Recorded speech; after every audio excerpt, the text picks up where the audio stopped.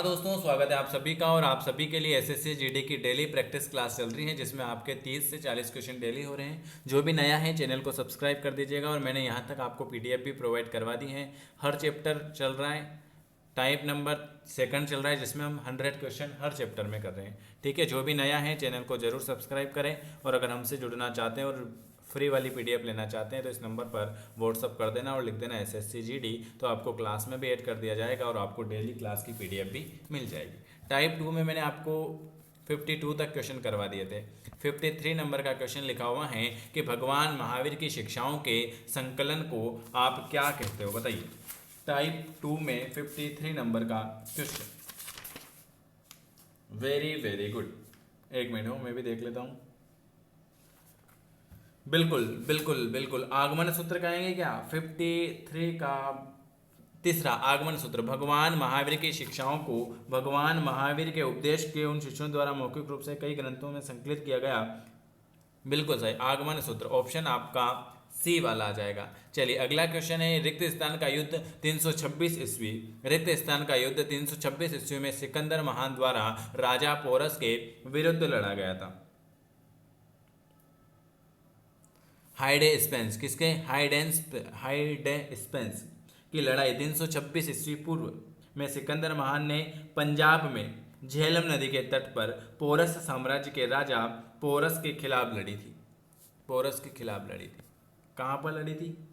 झेलम नदी के तट पर। झेलम नदी के तट पर। चलिए अगला क्वेश्चन है, भगवान गौतम बुद्ध के जीवन काल के दौरान 7वीं और 6ठी शताब्दी ईसा पूर्व में कितनी महान शक्तियां अस्तित्व में थी? तो 16 आ जाएगा। कितनी? भगवान गौतम बुद्ध के जीवन काल के दौरान 7वीं और 6ठी शताब्दी ईसा पूर्व में 16 महान शक्तियां। कितनी? 16 महान शक्तियां। चलिए अगला क्वेश्चन आपके सामने क्या लिखा हुआ है, ये लीजिए। कौन सा राजशाही राज्यों में से एक नहीं है जो कि 7वीं और 6ठी सदी के रूप में ईसा पूर्व भारत में मौजूद था? वैशाली। कौन सा राजशाही राज्यों में से एक नहीं है? तो वैशाली एक नहीं है जो 7वीं और 6ठी शताब्दी के शुरू में ईसा पूर्व भारत में मौजूद था। वज्जी संघ की राजधानी थी ये वैशाली। किसकी? वज्जी संघ की राजधानी वैशाली थी।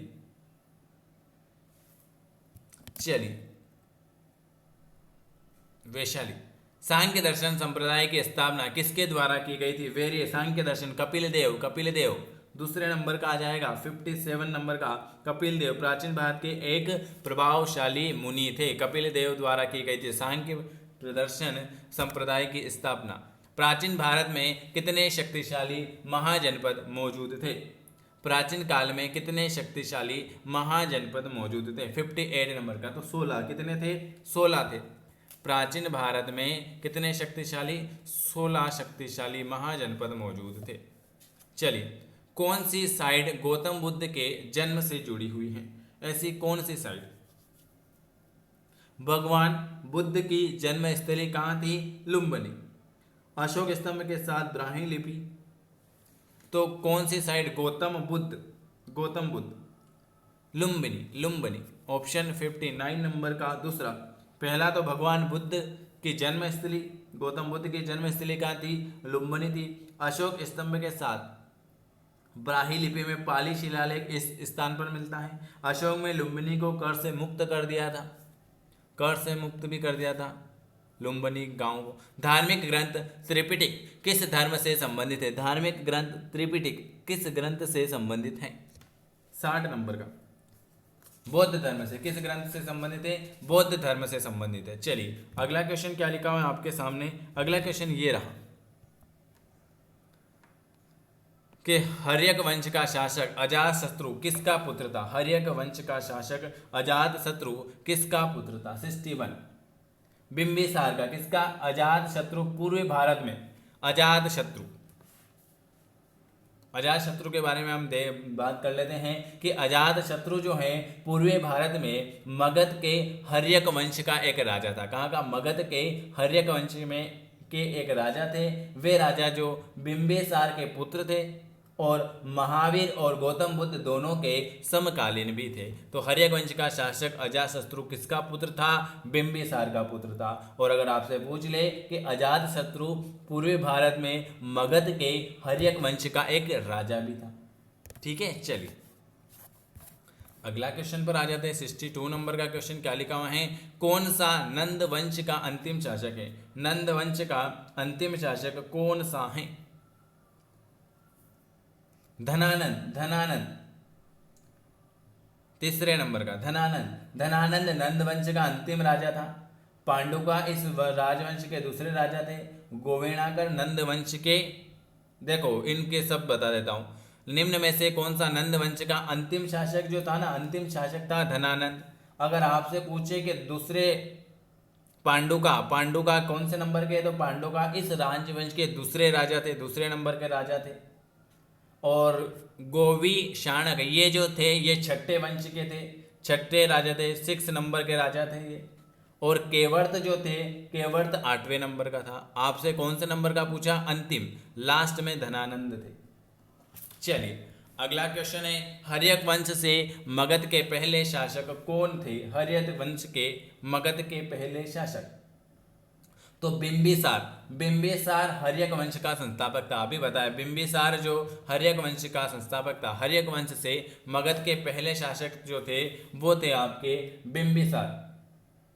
अजातशत्रु के बारे में बात कर लेते हैं। अजातशत्रु जो है राजा बिंबिसार का पुत्र था। अभी बताया मैंने राजा बिंबिसार का पुत्र कौन था? अजातशत्रु था। इसने 493 से 462 ईस्वी पूर्व कहाँ मगध पर शासन किया था भाई? अजातशत्रु ने।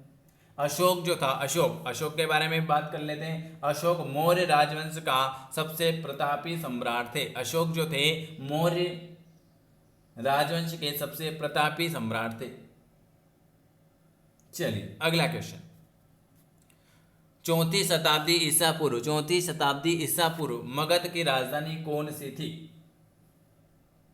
मथुरा। मथुरा थी क्या? नहीं, राजगृह थी। मगध पर शासन करने वाला पहला शासक तो था, उसके बारे में बात कर लेते हैं कि मगध पर शासन करने वाला पहला शासक जो था वो बृहद्रथ वंश को माना जाता था। इसकी प्रारंभिक राजधानी जो है वो गिरिब्रज, वर्तमान राजगीर हुआ करती थी। उदयन ने गिरिब्रज से अपनी राजधानी को पाटलिपुत्र में स्थानांतरित कर दिया था और शिशुनाग वंश ने राजधानी को पाटलिपुत्र से वैशाली में स्थानांतरित कर दिया था। और वैशाली महान मगध साम्राज्य की तीसरी राजधानी बनी। तो ऑप्शन आ जाएगा राजगृह जो थी चौथी शताब्दी, राजगृह जो थी ये 34 शताब्दी ईसा पूर्व मगध की राजधानी थी, राजगृह थी चौथे नंबर की। पहली कौन सी थी? पहली भी बता दी, दूसरी भी बता दी, तीसरी भी बता दी, चौथी में ऑप्शन आपका ए वाला आ जाएगा। 34 शताब्दी ईसा पूर्व, 34 शताब्दी ईसा पूर्व में मगध की राजधानी को स्थानांतरित कर दिया गया था। कहाँ पर? पाटलिपुत्र में। अभी बताया मैंने पाटलिपुत्र में, चौथी राजधानी पाटलिपुत्र। उदयन की राजधानी पाटलिपुत्र में स्थानांतरित कर दिया था। चलिए ये टाइप 2 के 65 क्वेश्चन हो चुके हैं। टाइप 3 पर आ जाते हैं। चलिए चंद्रगुप्त मौर्य के दरबार में भेजा गया यूनानी राजदूत कौन सा था? तो मेगस्थनीस था। चंद्रगुप्त मौर्य के दरबार में भेजा गया यूनानी शासक था मेगस्थनीस के बारे में बात कर लेते हैं कि सिकंदर की मृत्यु के पश्चात पूर्वी प्रदेश का उत्तराधिकारी सेल्यूकस ने सिंधु नदी पार करके चंद्रगुप्त मौर्य से युद्ध किया था। सेल्यूकस युद्ध में पराजित हुआ था। उसके फलस्वरूप दोनों में संधि हुई थी। सेल्यूकस ने मेगस्थनीस नामक अपना राजदूत जो है चंद्रगुप्त मौर्य के दरबार में भेजा था। वह बहुत दिनों तक पाटलिपुत्र में रहा था तथा भारत पर उसका इंडिका नामक पुस्तक की रचना की थी। मेगस्थनीस, चंद्रगुप्त मौर्य के दरबार में भेजा गया यूनानी कौन था? मेगस्थनीस था। चलिए अर्थशास्त्र की रचना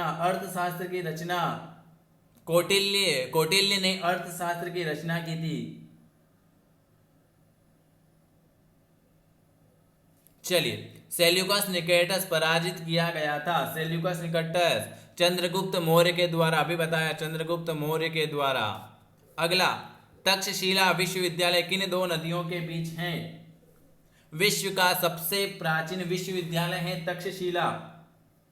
यह सिंधु और झेलम नदी के बीच है। ये मैंने आपको 30 से ज़्यादा क्वेश्चन करवाए हैं, ठीक है। आपकी डेली प्रैक्टिस क्लास चल रही है। अगर आपको वीडियो पसंद आता है तो आपको लाइक करना है, चैनल को सब्सक्राइब करना है, और हमसे जुड़ना चाहते हैं तो आप व्हाट्सअप कर देना कि सर हमें भी एसएससी की क्लास में ऐड कर दीजिएगा, तो आपको क्लास में ऐड कर दिया जाएगा, जिससे आपको सारी क्लासें मिलती रहे। वीडियो देखने के लिए आप सभी का बहुत बहुत धन्यवाद।